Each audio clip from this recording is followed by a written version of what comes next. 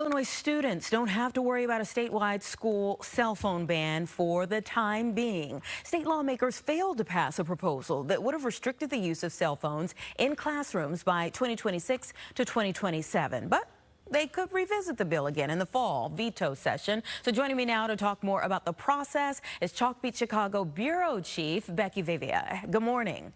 Good morning. I really appreciate your time. Governor J.B. Pritzker called for cell phone restrictions in classrooms during his State of the State address in February. Although there were some questions about implementation, among other things, it initially had bipartisan support. So what happened? So I think a lot of it came down to the devil in the details. I think there are questions every time you roll out a mandate like this to 860 plus school districts across the state. You have a lot of questions from those districts about enforcement, implementation, and how this would actually play out on the ground. And so there were questions about that. The bill did get amended a few times to include caveats for students who need to keep their cell phones close. Maybe they have an individualized learning plan that requires it, and maybe they need medical support and they need to use their phone to remind them to take medication or something along those lines. So there were caveats built in, but it just didn't get over the finish line. As you know, the state budget was a difficult one for lawmakers to grapple with. And so I think it was one of those things where, they had to put all of their energy into this bill over the finish. Yeah, you mentioned those exceptions there.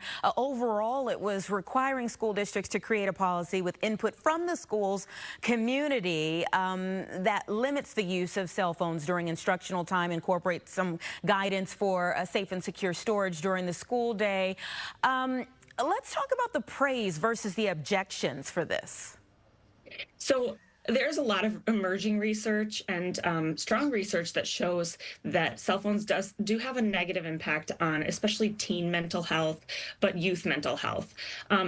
You hear a lot from educators about the distractions that cell phones can cause. And that, when Pritzker talked about this in his State of the State, that was one of the big reasons was, children need focus to be able to learn.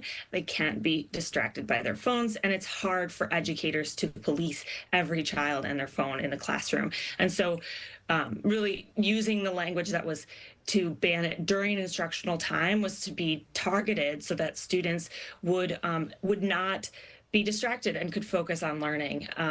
You know as well as I do, as an adult, even these cell phones, you can spend hours scrolling without even realizing hours have passed. And so I think that is a big thing for proponents, that this is implemented into schools soon. And other states across the country have implemented similar bans. And without state laws, there are districts that have also implemented bans and schools that have said school-wide, listen, we're not using school phones in the classroom, put them in this pouch before you enter the room. Kids can still have phones on the campus, but they must stay in lockers or stay in these special storage areas. Yeah, and you all, maybe on a final note here, you got a statement from the governor's office that signals that he is still invested in working with the General Assembly to pass a school cell phone ban. So what happens next from here? Right. So the state legislature will convene in the fall for a fall veto session, and it's possible that they would take this bill up at that time. They could also pick it back up again next spring, and they could still stick with the 2026 timeline, but typically when legislation gets delayed, they'll often adjust that timeline. So you may be looking at a school year further down the road, like 2027, to allow districts time for planning and implementation. Yeah, on hold for now here in our state, but we'll see what happens from here. Thank you so much for taking time to kind of lay that out for us today. We appreciate it.